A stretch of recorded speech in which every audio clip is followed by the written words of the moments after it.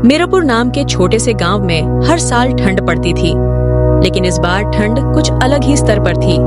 नवंबर का महीना अभी शुरू ही हुआ था और ऐसा लग रहा था सर्दी अपनी चरम सीमा पर पहुंच गई हो। गांव के छोटे छोटे घरों की छतें सुबह ओस की जगह सफेद बर्फ की परत से ढकी होती।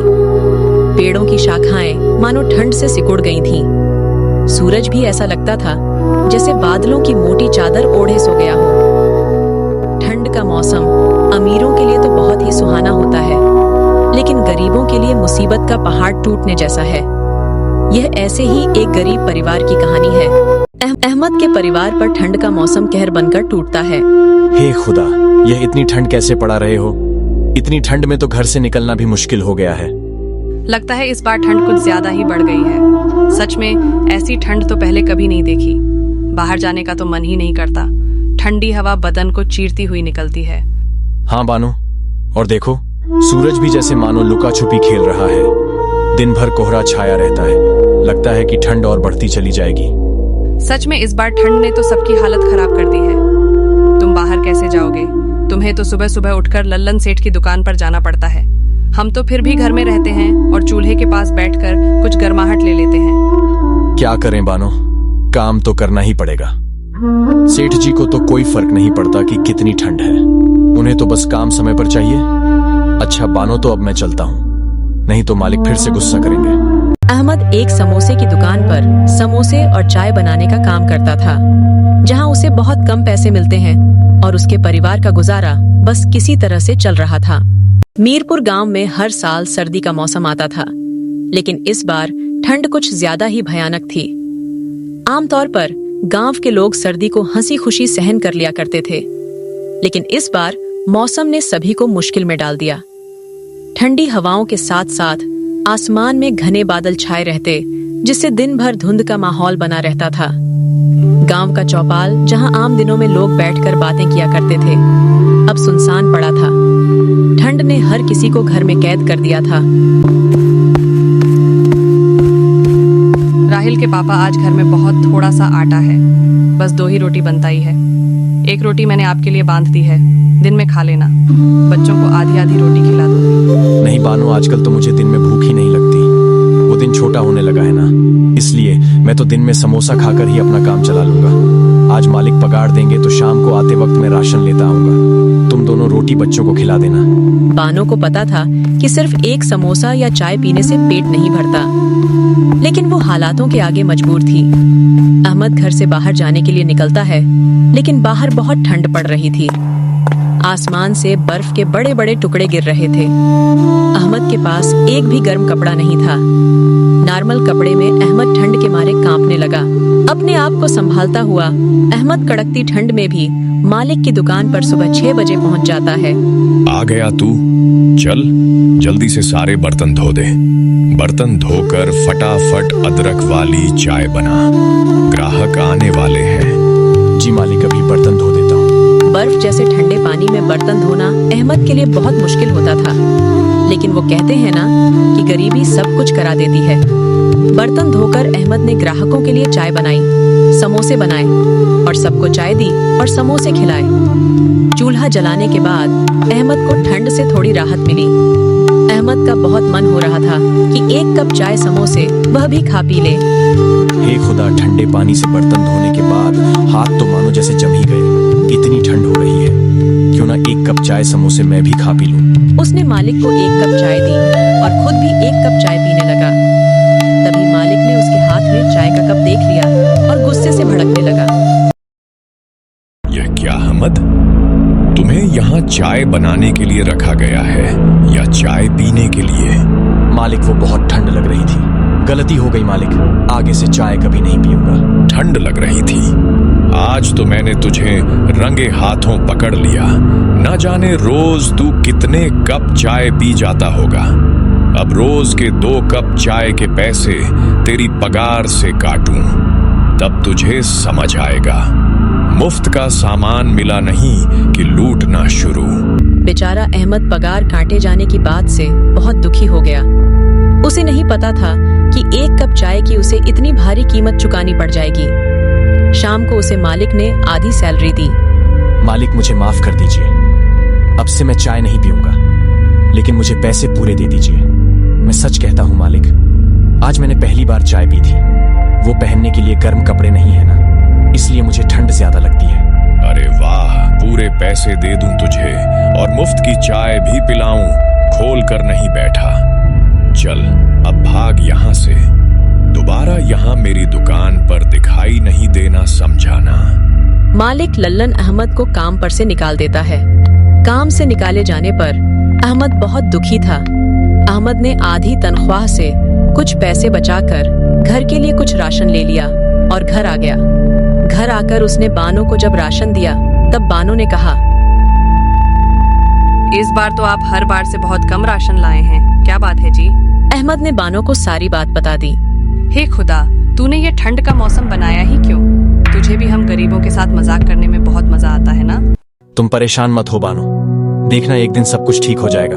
ये कुछ पैसे मैंने बचा लिए, इन पैसों से तुम बच्चों के लिए गर्म कपड़े और अपने लिए भी एक गर्म कपड़े खरीद लेना। वो तो ठीक है, लेकिन आपका क्या?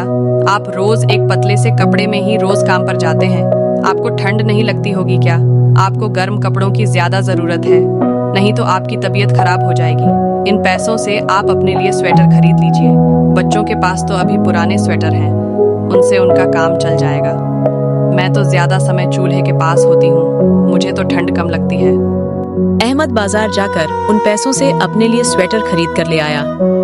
बानो जब खाना बनाती तो बच्चे ठंड से बचने के लिए चूल्हे के पास ही बैठे रहते। मैं बाहर जा रहा हूँ, देखता हूँ अगर कोई काम मिल जाए तो। खाली बैठने से कुछ नहीं होगा, इस बार तनख्वाह भी कम मिली है। जी ठीक है, ध्यान से जाइएगा और रात होने से पहले घर आ जाना, रात में ठंड बहुत बढ़ जाती है। अहमद बाहर निकल जाता है। बाहर ठंडी ठंडी हवाएं चल रही थीं। अहमद काम की तलाश में आगे बढ़ जा रहा था। भैया, आपके पास अगर मेरे लायक कुछ काम हो तो दे दीजिए, मैं कोई भी काम कर लूंगा। ठंड में तो वैसे भी मेरा काम बिल्कुल ठप पड़ गया है, मेरा खुद का खर्चा नहीं निकल पाता, उसमें मैं तुम्हें कहां से सैलरी दूंगा भाई? मेरे पास तो तुम्हारे लिए कोई काम नहीं है। अहमद काफी जगह काम ढूंढता है, मगर उसे कहीं काम नहीं मिलता। हे खुदा, अगर काम नहीं मिला तो गुजारा कैसे होगा? अहमद ये सब सोच ही रहा था कि तभी वहाँ पर एक बूढ़ी अम्मा आती है। बेटा, क्या तुम मेरी मदद कर सकते हो? मेरा घर यहाँ से कुछ ही दूरी पर है, ठंड भी बहुत है ना, और मैं भी बहुत थक गई हूँ। ये कुछ मेरा सामान है, इसको मेरे घर तक पहुँचा दो बेटा, तुम्हारा बड़ा एहसान होगा। ठीक है माता जी, चलिए मैं अभी आपका सामान आपके घर तक पहुँचा देता हूँ। अहमद सामान उठाता है और अम्मा के साथ चल पड़ता है। ये लो अम्मा, आ गया तुम्हारा घर। अम्मा, तुम यहाँ अकेली रहती हो, यहाँ तुम्हारे साथ और कोई नहीं रहता? हाँ बेटा, मैं यहाँ अकेले ही रहती हूँ, मेरे परिवार में और कोई नहीं है, बस ये एक मेरी दुलारी बकरी है। ठंड बढ़ गई है ना, इसलिए जंगल से कुछ लकड़ियाँ और घास लेने गई थी, आते आते देर हो गई। वो तो शुक्र है भगवान का जो वहाँ तुम मुझे मिल गए। अच्छा अम्मा, अब आप लकड़ियाँ जलाकर आराम कीजिए, मैं चलता हूँ, मुझे घर के लिए देर हो रही है। ठीक है बेटा, लेकिन मैं चाहती हूँ कि तुम जाते जाते मेरी दुलारी को भी अपने साथ ले जाओ। मैं बहुत बूढ़ी हो चुकी हूँ, मैं दुलारी का ढंग से ख्याल नहीं रख पाती, इसलिए मैं चाहती हूँ कि तुम मेरी दुलारी का ख्याल रखो। ठीक है अम्मा, अगर आप इतना जोर डाल रही हैं तो आज से मैं आपकी दुलारी का ध्यान रखूंगा। अहमद बेटा, एक बात और, इसे चारा सही से खिलाना तो यह तुम्हें बहुत सारा दूध देगी। ठीक है अम्मा, जैसा आप कहो मैं आपकी दुलारी का बहुत अच्छे से ख्याल रखूंगा। इतना कहकर अहमद दुलारी को लेकर घर आ जाता है। जब बानो ने अहमद को बकरी के साथ देखा तो वो बोली, अरे ये किसकी बकरी ले आए आप? अहमद बानो को सारी बात बता देता है। बस इस तरह अम्मा ने इस दुलारी को मुझे दे दिया और कहा उसका बहुत ध्यान रखना। अब हम इसका बहुत ध्यान रखेंगे, बिल्कुल अपने बच्चों की तरह। बानो, रात तो होने वाली है, मैं सोच रहा हूँ कि दुलारी के लिए कुछ हरी हरी घास ले आऊं। रात में अगर दुलारी को भूख लगी तो हमारे पास उसे खिलाने के लिए कुछ भी नहीं है। जी हाँ, आप जल्दी से दुलारी के लिए कुछ खाने को ले आइए। अहमद जंगल की ओर निकल जाता है और दुलारी के लिए ढेर सारा चारा लेकर घर पहुंचता है और दुलारी को खिला देता है। कुछ देर बाद दुलारी ढेर सारा दूध देती है। देखो बानो, दुलारी ने तो बहुत सारा दूध दिया है। इतना सारा दूध तो हम पी ही नहीं पाएंगे। लाइए सबसे पहले मैं कुछ दूध की चाय बना देती हूँ। आज पूरा परिवार एक साथ बैठकर चाय पिएगा। आज हम सब एक गिलास गर्म दूध पी करके सो जाएंगे, क्योंकि खाने के लिए अभी हमारे पास बिल्कुल राशन नहीं बचा है। इस तरह अहमद का परिवार उस दिन दुलारी के दूध से अपना पेट भर लेता है और सो जाता है।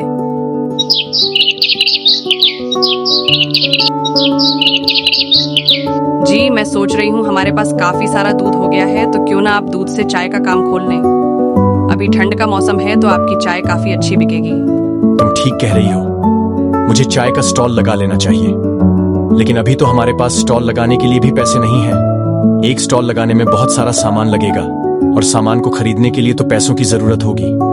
जी आप एक काम कीजिए, लाला राम से कुछ पैसे उधार ले लीजिए। जैसे ही हमारा काम चलने लगेगा हम उनके सारे पैसे वापस कर देंगे। ये विचार तो तुम्हारा बिल्कुल सही है। ठीक है बानो, मैं आज ही जाकर लाला राम से कुछ उधार की बात करता हूँ। सेठ जी, मुझे कुछ पैसे उधार चाहिए थे। वो मैंने ठंड में चाय का काम खोलने का सोचा है, बस उसी के लिए कुछ पैसे चाहिए थे। जैसे ही मेरा काम चलने लगेगा मैं आपके पैसे वापस कर दूंगा।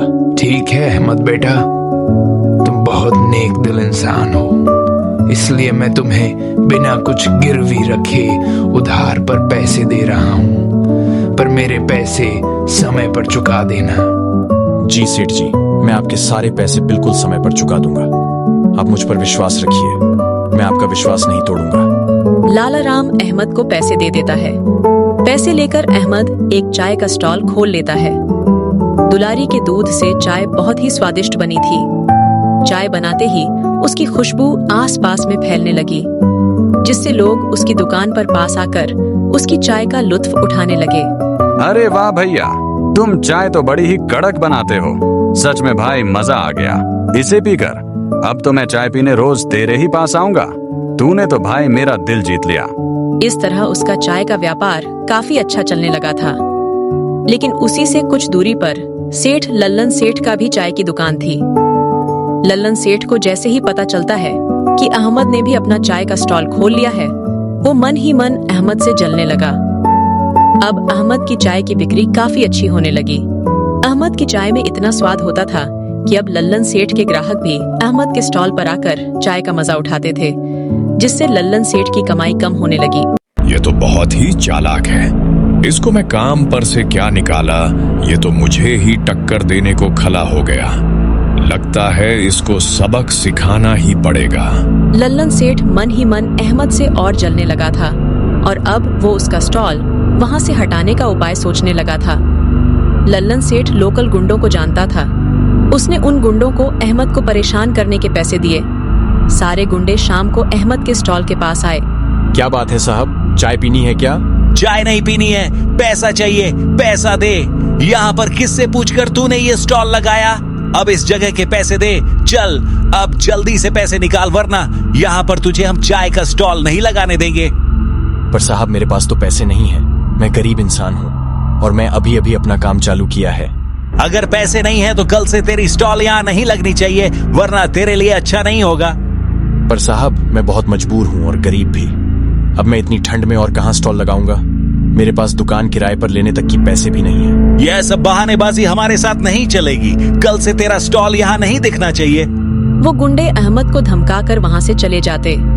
फिर अगले दिन अहमद फिर से वहां चाय का स्टॉल लगा लेता है। अहमद का ठेला फिर से वहीं देख लल्लन सेठ को बहुत गुस्सा आता है और उन गुंडों से कहता है, मैंने तुम्हें किस बात के पैसे दिए थे?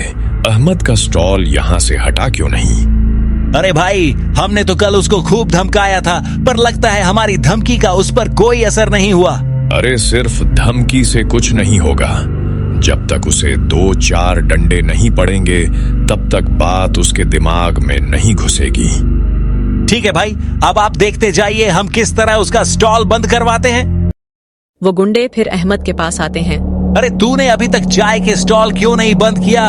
लगता है तू ऐसे नहीं मानेगा। अहमद उस समय चाय बना रहा था। चाय की खुशबू जब गुंडों की नाक के पास से गुजरती है। चाय की खुशबू तो बहुत अच्छी आ रही है बीड़ू, चल बंटाई, पहले हम सब के लिए एक एक कप चाय लगा। गुंडे जैसे ही अहमद की चाय पीते हैं। अरे वाह बीड़ू, तू चाय तो बड़ी कड़क बनाता है। सच में बीड़ू, बड़ी ही स्वादिष्ट चाय है। तू चिंता मत कर चाय वाले, अब तुझे हमारे होते हुए यहाँ से कोई नहीं हटाएगा।